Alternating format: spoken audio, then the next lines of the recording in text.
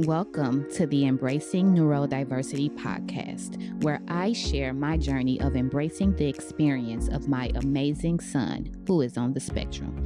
I am Ivory, a mother, educator, and personal growth enthusiast. My goal is to offer insight and stories that may inspire you on your own parenting journey. Thank you for tuning in.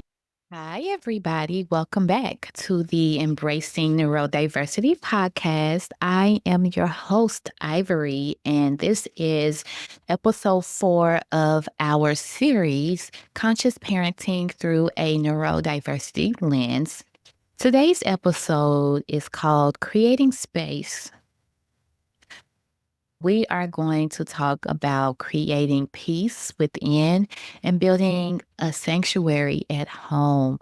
Home is such a peaceful place. I fundamentally believe that it should be your sanctuary, the place for you and your child where you can decompress and manage and emote within the confines of your home. And so we're going to explore how the energy we bring to our homes, the way we respond to stress, and the way we re-regulate ourselves, meaning managing our emotions, the way we model presence sets the emotional climate for our children.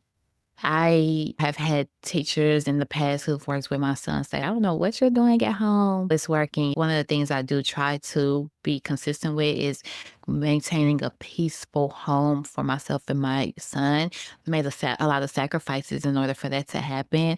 And I'm really proud of that. We're going to talk about ways that you can cultivate that in your home as well. Especially when raising neurodiverse children, our presence, not our perfection, becomes the anchor. When we create peace within, we build a sanctuary around them. That's why I wrote the Transformative Parent Playbook. I encourage parents to go within, to journal, to unpack what is going on, because you are your child's anchor, and the anchor must be strong in their foundation. Think about the nervous system as your classroom. Our kids don't just learn from what we say, they absorb how we feel. It is true. What we feel, they can feel too, right? Dr. Shefali reminds us in The Conscious Parent that our children are taught not through our worlds, but through our energy. And energy is attached to feelings and emotions, right? In my Transformative Playbook, I write that your home is your child's first and most enduring classroom. So if you're anxious, if you're rushing, if you're reactive, your child will sense that. Even if you're saying all the right things, that anxious energy and reactivity reverberates, and everything you said goes out the window, because now it's about feelings. I'm always reminded of the Maya Angelou quote in which she says that people don't always remember what you say, but they remember how you've made them feel. And I believe that's fundamentally true as it relates to your children as well. Neurodiverse children especially, but for the sake of why we're here, neurodiverse children are sensitive to tone, tension, and emotional dysregulation. Our ability to regulate ourselves, to breathe, to pause, and to respond with presence is one of the most important tools we have. If you don't know how to do anything else but manage your emotions, you have done half of the work that is required to be an effective parent. It all starts with us. So what does peace actually look like? It looks like creating a space that is coherent, if you will. It doesn't mean silence. It doesn't mean stillness. And it certainly doesn't mean perfection. Peace means coherence. It means that our inner state matches our outward behavior, embodying what safety looks like. So here's what peace in a neurodiverse household could look like in practice. Sensory-friendly environments, weighted blankets if your child responds well to that, quiet corners, rooms they can go to, Lighting that can be adjustable. Predictable routines are so important, not rigid, leave room for flexibility.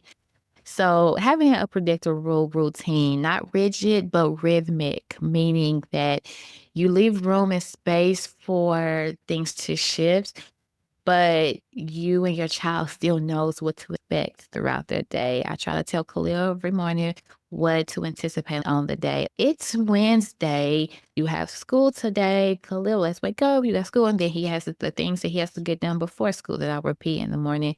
And then after school, there's some things. If it's a particular day where he has appointments, when I pick him up from the bus stop, I'll say, this is what we're doing today.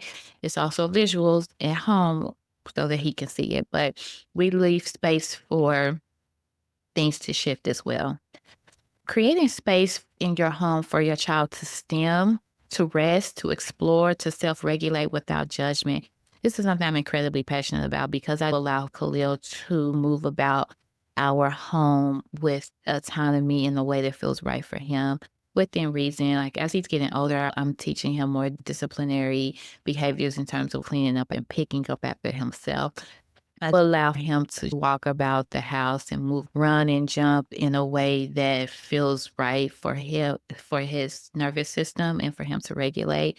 Sometimes he's flipping and sometimes he's rolling on the couch. And some would consider that to not be a non-disciplinary behavior for a child, but I know for my child that supports his regulation.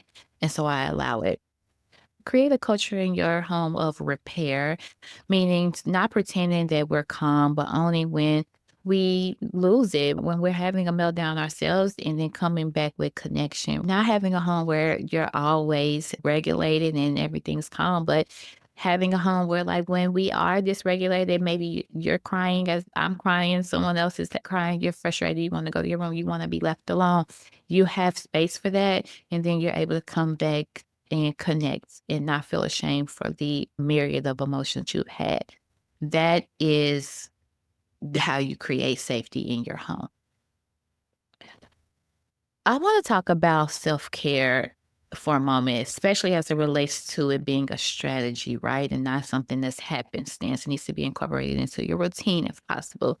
As parents, especially those raising children with complex needs, we're often told that you should just take care of yourself. But let's be real, it's not always that simple. We don't always have the time or capacity. And that's why I like to talk about it as a strategy.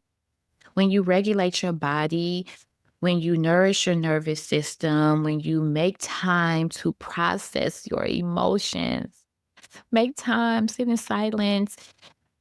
I know it sounds fluffy, but I promise you it helps. Make time to process your emotions. You're not being indulgent.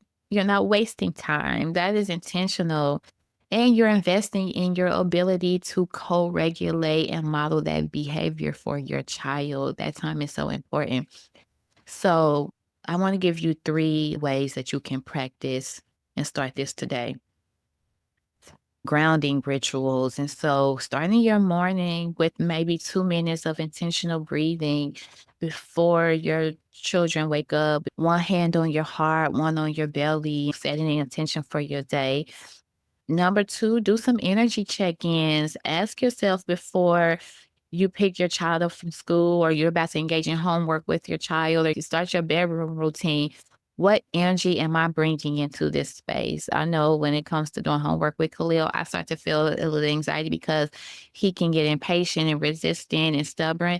So I try to be mindful of the energy I'm bringing in during homework, patience and calm, so that he can match my energy if possible. Back to the idea of creating a culture of repair for yourself as well. Repair rituals. Normalize going back to recapping your day and going back to moments where you perhaps made a mistake or you had a feeling or emotion that you were not proud of. Acknowledging that I was overwhelmed earlier. That wasn't my fault. How can I do it different moving forward? You just need the tools and the support and small rituals that meet you where you are. Start where you are. If you have a hobby, if you have something that brings you joy and it's literally something that decompresses you, engage and invest in that. I'd also incorporate your child in the process, if you can, of creating a safe space. Let's talk a little bit about the word sanctuary. It means a safe space, a sacred space. That's what our homes can be and should be, not because they're always calm, but because they are always committed to coming back to love and connection. And so here's how you build that sanctuary. Let your child co-create their calm corner, their room, and their routine. If they're able to engage with you in co-creation, do that. Ask them their likes and dislikes. Observe their likes and dislikes are, and then incorporate that into their space. Use music and scents and movement to anchor your space. I play a lot of sound bowls around my home. I love candles, humidifiers, and oil burners. I play a lot of calming music in general to create an atmosphere of safety. Create family rituals like Sundays where it's slow and calm, afternoons where like you're going for a walk or cuddle time. Those things young children can expect. Speak life over your child's differences. Tell them your brain is beautiful, your needs matter. I'm always telling Khalil, you are smart, you are brave, you are wise, you can do anything. Even on the days where I don't feel quite confident about it because I'm a product of society. We've been socialized to see brilliance a certain way. I still affirm it and try to get him to repeat it. Sanctuary isn't about being perfect. It's about being intentional and following that routine. Creating peace within is a journey. So is building a sanctuary at home. It's not something that's going to happen overnight. You won't get it right every day. There's no such thing as getting it right. But each time you return to presence, each time you regulate instead of react, managing those emotions instead of allowing your emotions to have you respond in a negative way, each time you regulate instead of react, you are transforming the story for yourself and your child. It doesn't always feel like it in the moment, but it's powerful. Those small nuggets are powerful. As always, I want to thank you all for joining for today's episode. I'm always grateful. Please share it with someone who could benefit. In our next conversation, we'll talk about this idea of authorship in parenting and how to take ownership of your parenting narrative without shame and how to create a new legacy for you and your family. So until then, always stay rooted in compassion, stay regulated with grace. I keep using this word regulated, but it's so important to manage your emotions and not allow your emotions to dictate your behavior, but giving yourself grace as well. And then keep building peace within. Always take care of yourself as best as you can. Until next time, bye.